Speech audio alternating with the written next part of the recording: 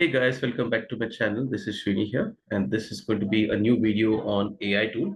So we are going to learn about how do we learn AI and machine learning, basically like a roadmap you can say in 2026 here, because 2026 has been a great revolution in AI models and different AI tools which are evolving. There's been a great competition around different AI tools, and you would definitely need to embrace one of the AI tools in order to stay relevant in the IT industry. That's right. Now, gone are the days when we would say we are a QA automation professional, or we are a developer, or we are a DevOps. Now, the roles are kind of getting changed. It's now getting switched to a different kind of a role in future, which you're going to see. That is going to be software engineer. Yes, a software engineer kind of a role would be the future kind of a roadmap for any particular person in the IT industry, and the person would be required to know each and everything, which is practically just so difficult or impossible, right? So we need to use AI tools to our advantage and make sure that we are complementing with the AI tool in order to get our work done quickly and efficiently and increase our productivity. So let's get started. So I'm Srinivasan, and this is going to be my YouTube video on learning AI and machine learning in 2026.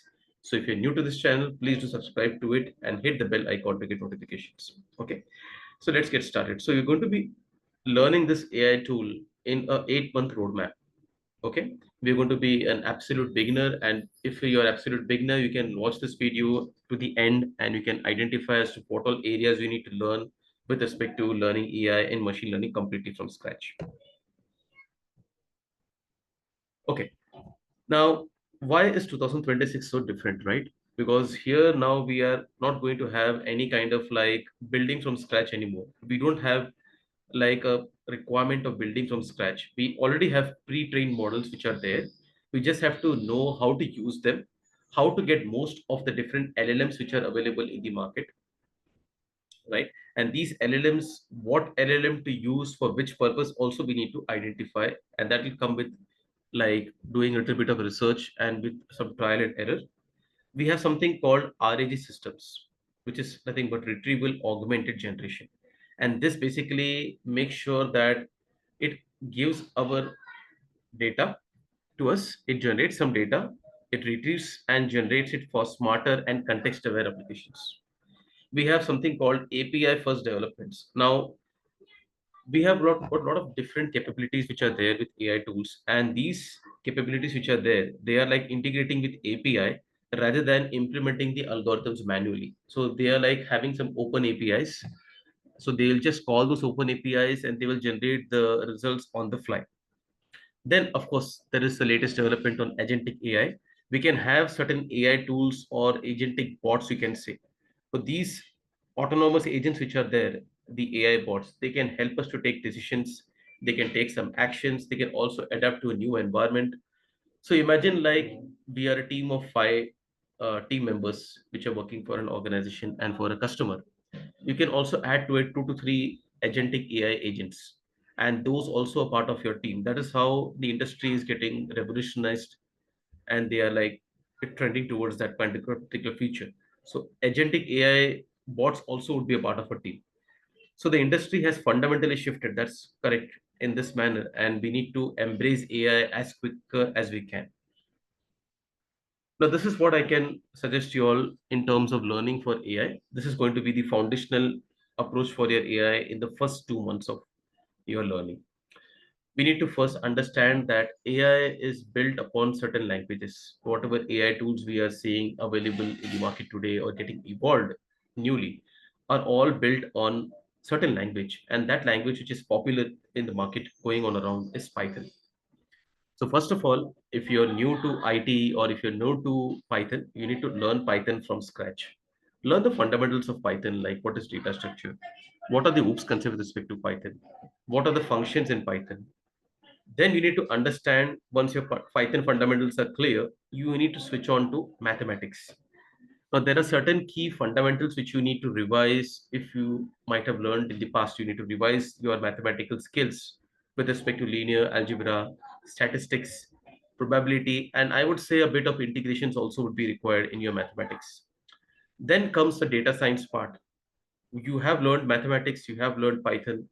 Now you need to learn certain data science libraries like pandas and numpy, so that we'll be able to plot it in graphs and we can make most use of mathematics and Python combined. Then comes the basic data visualization techniques.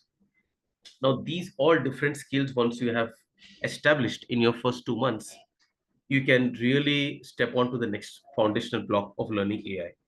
Now, I can suggest you all some learning courses here. There are some Python crash courses which are available in YouTube. You can also learn from Khan Academy for mathematics basics. And from Kaggle Learn, you can also try to do interactive coding as well. So these are going to be some stepping stones for you all to get started with machine learning for the initial 2 months. Now, this is going to be the phase two, and this is going to help you to learn core machine learning and deep learning. So I would say months 3 to 5, you need to dedicate for machine learning and deep learning.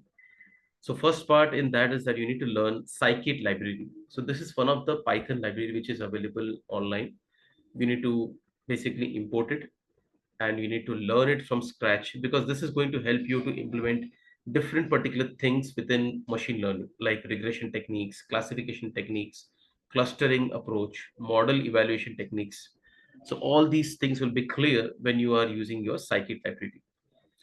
Then comes the second phase, which is a deep learning basics. Now, how do you build neural networks with the help of PyTorch? Understand the different layers, how the functions work, how do you make sure the model is trained? So all those things you'll be learning in your deep learning approach. Then comes the model tuning. Now you have trained a particular model, but you need to make sure that it is fine-tuned. You master the hyperscalar or hyperparameter optimization. Make sure that you're giving it multiple inputs and trying to cross-validate whether the model is able to give you the accurate results and whether its performance is as per your expectation. So you need to also analyze its metrics with respect to performance and try to transform it as well. So these 3 months of learning would ensure that we also have learned the core of machine learning and deep learning. Okay, this was the phase two. And now comes the modern AI, that is the month 6 to 8, the final phase of our learning.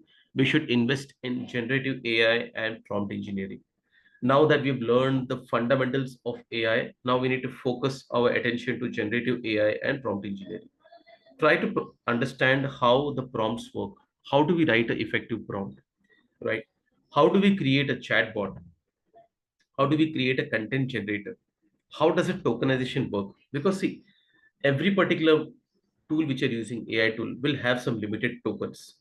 If you exhaust the total number of tokens which you can have in a free limit, then you'll have to pay money. You'll have to go and enroll into a paid plan. So you need to be smart on how to utilize it. Or if you're willing to get switched to a paid plan, then still you need to understand how the tokenization works on. If you write a particular model, if you write a prompt using a particular model, how much token it is going to consume. So accordingly, you need to change your approach.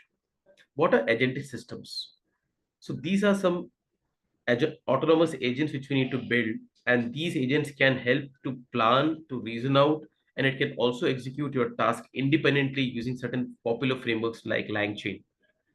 And as we have already discussed in the previous slide, RAG. So RAG is kind of very important, right? It will help us to combine whatever documents it has retrieved and it wants to generate further output in order to create a context-aware applications. Okay, so these three would be our final areas of learning with respect to modern AI. And I would say that these are the important things which you need to keep in mind when you are wanting to learn AI from scratch in 2026. So this is going to be like a 8 months rough plan in order to learn all these AI approaches and tools. And with this, what we are going to establish? With this, we are going to establish learning of different AI background concepts and AI tools. We will be able to build an autonomous AI agent or an agentic bot. We can also use RAG to create a powered chatbot. And we can also create a project on predictive analytics dashboard and deploy a complete machine learning pipeline. Okay, with these projects in place, and once we have updated our resume with the help of AI itself again, we will be able to basically understand and also put it to apply the different concepts, as well as get, you know, shortlisted for different types of career skills which we are hoping for. So one could be like we will be using these AI models to deploy to different cloud platforms like AWS, Azure, and GCP. We can also go on to a line of ML ops. So ML ops is one of the popular carrier these days in AI. Like how we have DevOps, now we are having something called ML ops. So we would be learning of how to work with AI tools, how to create a version, how to do monitoring, how to deploy them to again CI/CD platforms, right? So these are the different areas of carry which you can explore. And what you need to do, you need to put all these skills into your resume, develop certain skills which are going to reflect in terms of certificate and also get certain external certifications being done.